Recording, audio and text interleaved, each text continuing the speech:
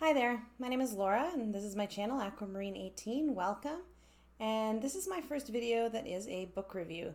Folks will know, I'm sure, that the channel is largely based on tarot and oracle, but I, like everybody else, is interested in other things too. So inevitably some other topics will come into the channel as well, and I will try to keep those focused to things that I think that viewers of the channel might have also some shared interest in.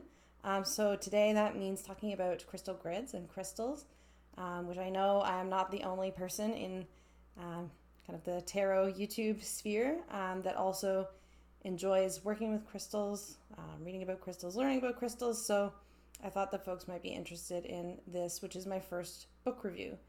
And so the book that I'm going to be talking about today, and it should be fairly brief, I think, is this book called Crystal Grids: How to Combine and Focus Crystal Energies to Enhance Your Life, written by Henry M. Mason and Brittany Petrofsky. So this is a book that is mass market available. It's published by Llewellyn.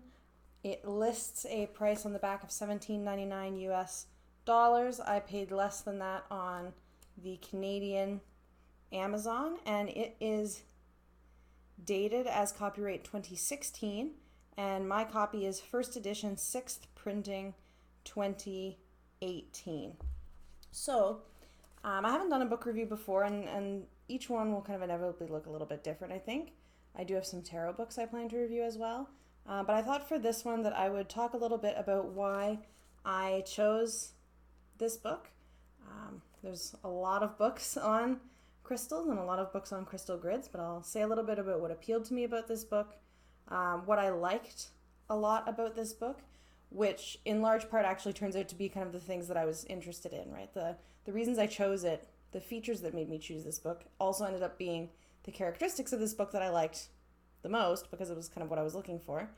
I have a few criticisms, which I will share, and then my overall kind of recommendation of the book. I did think it was quite a good book, and I'm hoping as well in sharing book reviews here on my channel, always in part thinking about the possibility of getting book recommendations from you all. I'm always looking for a good book recommendation. I'm sure folks will know it's hard to find exactly what you're looking for, and sometimes, you know, the description of a book on Amazon or on the back, it always doesn't necessarily give the complete and total picture or tell you necessarily if it's exactly that really specific thing that you're looking for. And I think that, that's a challenge when there's so many books, on whether it's tarot or crystals. There's so many books with so many different perspectives on all of these topics, that it can be hard to find the one that resonates with you, and what resonates with you might not with someone else, and that's totally fine. So I'm really keen to hear your suggestions about books on crystals too. So the reason that I chose this book is because I had never read a book on crystal grids before. I don't have a book on crystal grids before. I have a few books that are on crystals, and they're kind of metaphysical properties and ideas about why crystals have metaphysical properties, for example. But most of those books are more in the form of a reference book, right? So a kind of crystals sorted A to Z with pictures and a small kind of write-up about each one. There's a host of books like this on the market, and I have a few of them, and I like to look at them, and I like to kind of compare entries on the different crystals and see how they work with my impressions of those crystals as well. But I didn't have anything on crystal grids, and so I picked up this book just searching crystal grids online to find a book on that topic. And what I was interested in particular is something that it says on the back of the book. So I won't read the whole entire description, but a little sentence or two of the description stuck out to me, which said, "With simple instructions and comprehensive insights, Crystal Grids shows you how to choose the best crystals for your purpose, select a grid shape that will enhance your intention, clear and position the stones, and activate the grid. Discover how you can use crystal energy for improved health, wellness, relationships, and a better life. This book also includes 29 expertly designed grids that you can use immediately to reinforce and magnify the power of your crystals. So I'd come across quite a few crystal grid books that do what the latter half of that little description say, right? Which is include grid designs. Here's a grid for inviting prosperity into your life. Here's a grid for better sleep. Here's a grid for dealing with stress, right? And they tell you, use this specific crystals in this specific shape, in this specific kind of layout, put it in this room in your home, specific kind of sets of instructions for each grid. And this book does that. There's 29 different grids in here. But what I was really drawn to about this book was that first part about knowing how to choose the best crystals, how to choose a shape, how to choose a set of crystal positions, right? I was more interested in finding a book that would talk about why different layouts, for example, might be more or less preferable for different purposes, why choose a particular crystal point versus a tumbled stone versus a raw piece of crystal for a grid, right? I wasn't so much interested in kind of the recipe style, here's a grid you can use for this. I was more interested in what is the rationale behind the idea of crystal grids in general, and also how do you go about knowing what to put where and why, right? Anything like this, I'm a kind of personality who wants to know why something works or ostensibly works the way that it does. I don't want to just be told, put a amethyst here and a quartz there and a blue calcite there and there you go, it will serve this function, right? I wanted to know why things would work the way they did. So this book was quite good in that respect. So in their introduction, the authors, Mason and Petrofsky, mention that the idea behind crystal grid construction for them, knowing which crystals to use and where to place them, requires knowledge of the energies of crystals based on their crystal energy matrices, their color rays, right? So they explain that they will look at things like the crystal structure of different types of crystals, right? They will look a little bit at ideas around sacred geometry when they're thinking about layout shapes, right? And that appealed to me because they're not topics that I know a whole lot about. So this review is very much coming from the standpoint of someone who is nothing like an expert, very much a novice, interested in the idea of crystal grids, but doesn't know much about kind of the thinking behind them or how they might work, and was curious about that. So what I liked about this book is that it's structured in a way to build your ability or your confidence in constructing a grid yourself, right? So the first section goes into crystal energy lattices, and I'm probably going to mispronounce this, but it tells about different kinds of crystals based on their structure, which can be seen kind of on a magnified level, right? If you look into the kind of structure of the crystal itself. So they talk about hexagonal, isometric, monoclinic, orthorhombic, triclinic, and tetragonal crystal structures. Can you tell by my atrocious pronunciation that I clearly have no science background whatsoever? But this was an interesting section where it related the idea that different crystals have different structures and that these structures then relate to properties that those crystals might have. They then work through the associations for different colors, so that you might choose a crystal for a particular purpose or purposes, or crystals are thought of to have particular kind of metaphysical properties, in part based on the color that we see when we look at them. They went through grid design in terms of sacred geometry, so they introduced the idea of sacred geometry, a little bit what it means, and a series of different shapes. They talk about grid elements, so they talk about the distinction that they make anyway between a focus stone, that's kind of a central crystal right in the grid, with way stones, desire stones, the perimeter, and so on. And then they go through the steps of constructing the grid itself. So they go through kind of first you want to come up with an objective for your grid, what's the purpose? choosing a design, selecting visuals, and they talk in different parts in the book about the idea of having, for example, putting a photograph underneath where the crystals are going to rest as a visual. Selecting the different stones, selecting where the grid will be set up in your home, preparing the crystals and assembling, right? So it's very much, in that sense, what I was looking for, right? Why you would take particular steps and not others at each step of that process, which I really, really liked. They also get into activating the grid, daily use of the grid, disassembling the grid, storing crystals, and then at the very end of the book, they have their list of crystals by structure, and it's just a straightforward list. They have their index, and they list the 29 different grids that they've included. And then there's just a little bit of kind of back matter, other books published by Llewellyn, how to write to the authors, and so on. And I found a lot of interesting information in here. A lot of the content is content that I know is kind of similar in other sources. So for example, in the section on colors and associations of different colors, a lot of it sounded quite familiar from when I was looking at the ways that different colors affect us when I was choosing colors for my home, right?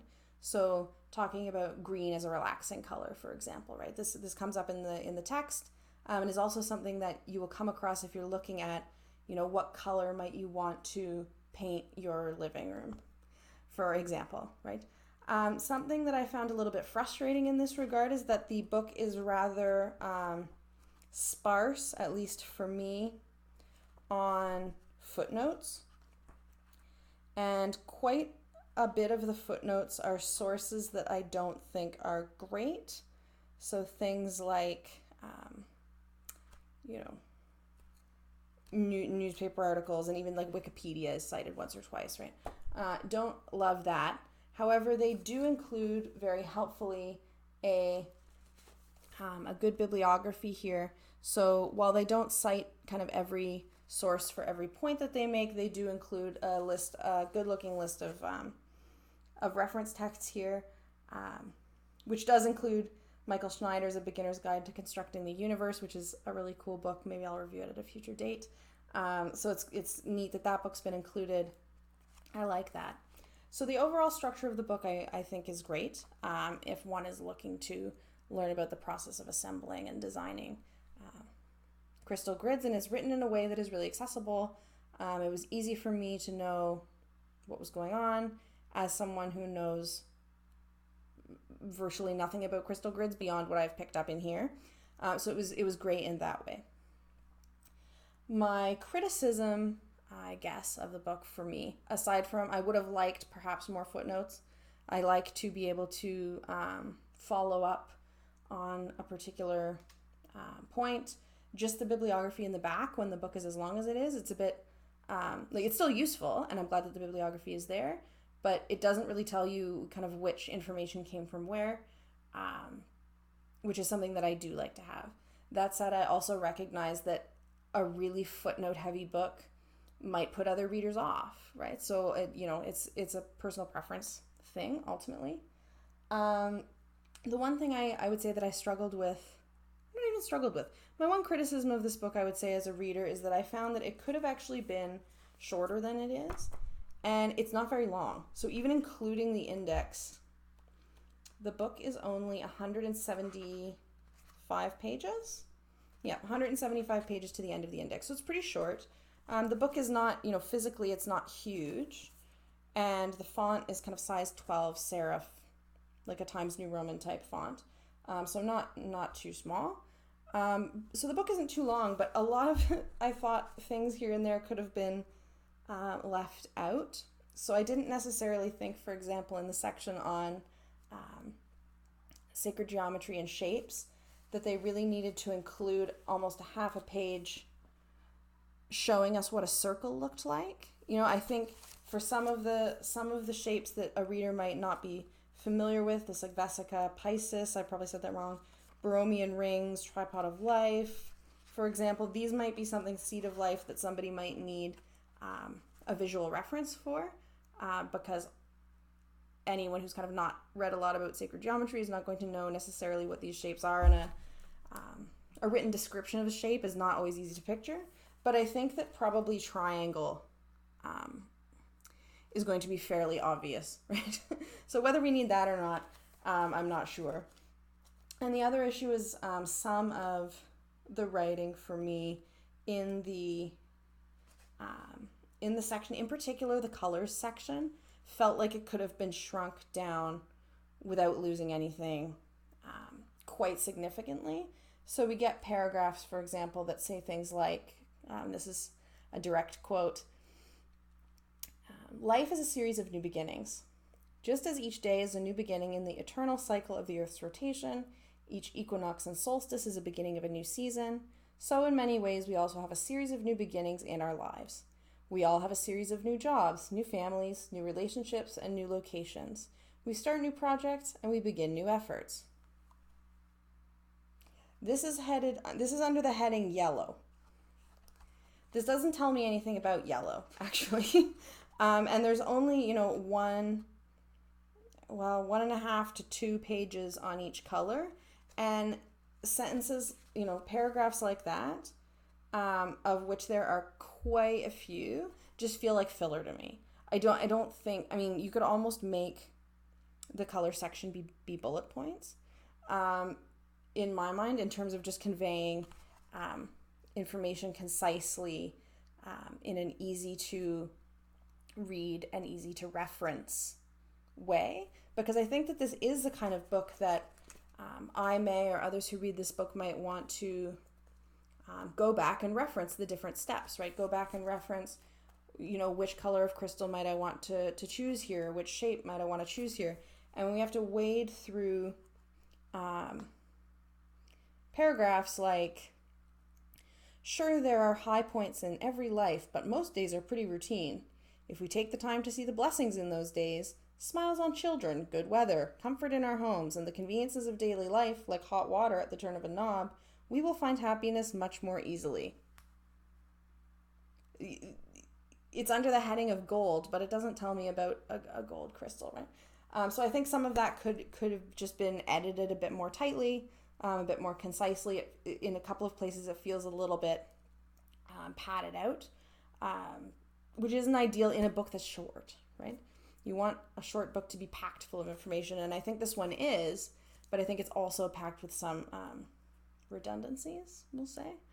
But overall, I really liked the way that this book is organized.